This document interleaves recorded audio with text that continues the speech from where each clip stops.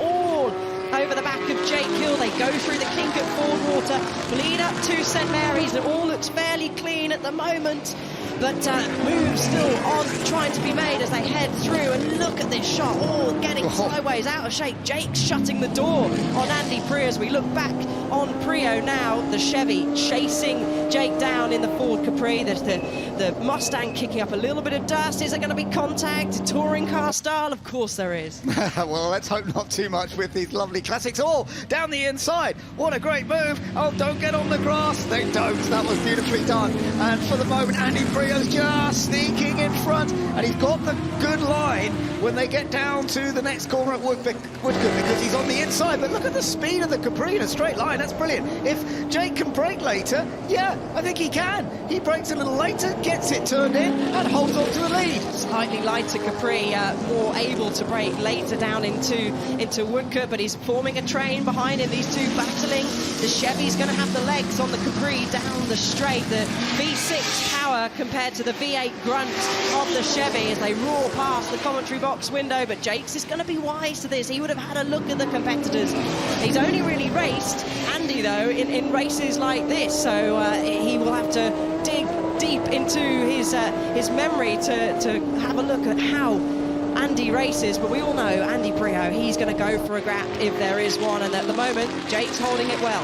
He is holding it very well, and Andy looking for opportunities, but Jake is placing the car middle, which is just making that life a little bit a little clip over the curb, but actually no damage done. He just clipped the curb a bit tighter than he might have wanted to. Jake Hill. Now this is the area into Lavant where we saw on exit the move from Andy Prio to get past Jake. Now, well, he's on the outside this time, and he's not trying to go around the outside. He knows that's risky, but of course they're now being caught up from behind as well, aren't they? And so this is all getting a very, very close battle now. It's not just the two of them. It could get even tighter.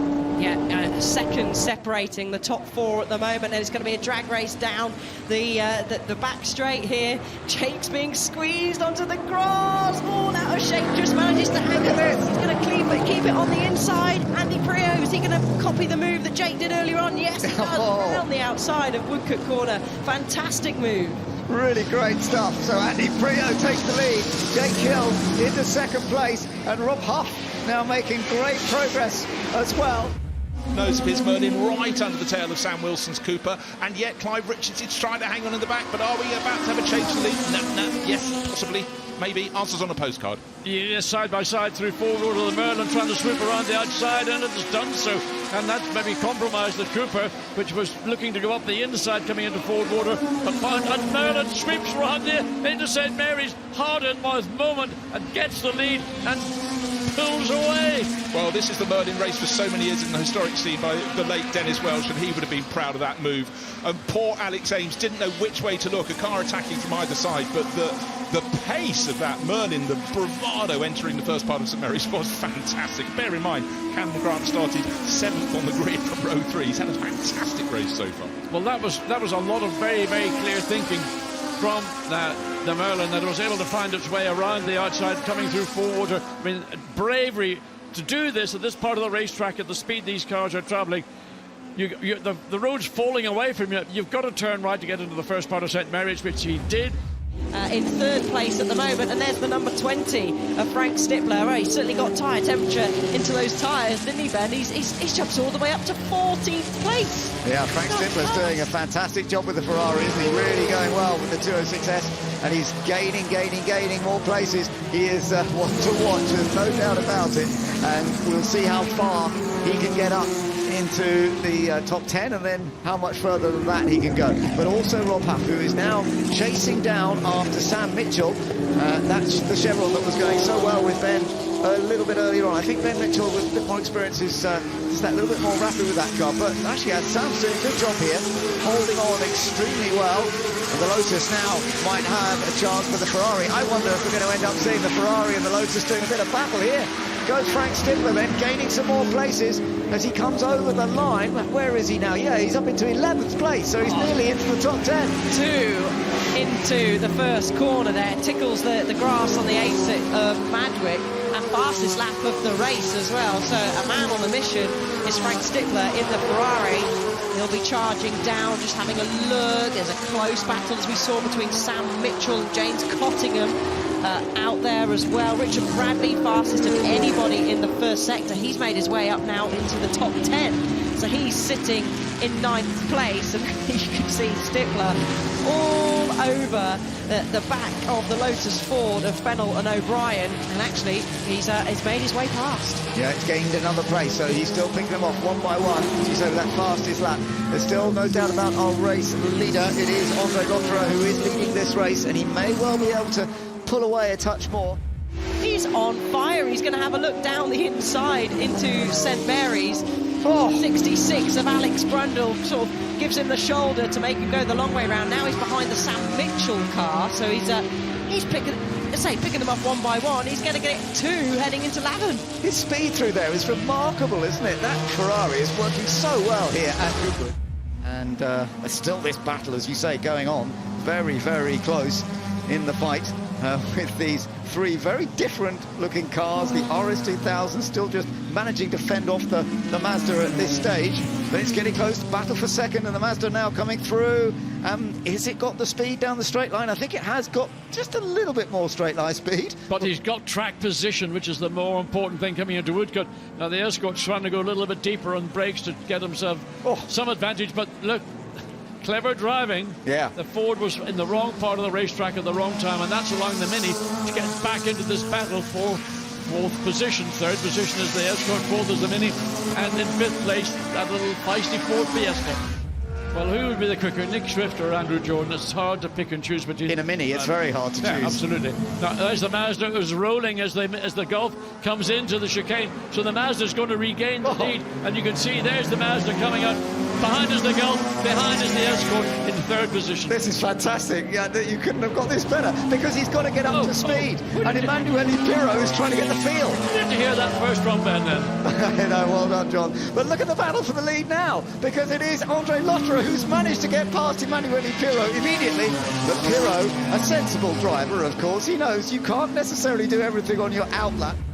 As there we are once again watching Julien Majoub. So what position is he as he's come over the line? He's up into 22nd position, having started at the back. And it is a rare car, isn't it? It's not a common car, that one. It certainly isn't. And Julian's had plenty of experience of going around Goodwood, as you touched on, Ben, earlier, that he's raced in many categories over the weekend, over the course of his Goodwood running, and he's desperately trying to clear those in front of him. He's kicking up a little bit of dust on the inside, but he's going to slide down. Is he? Yes, just about goes through past the number 19.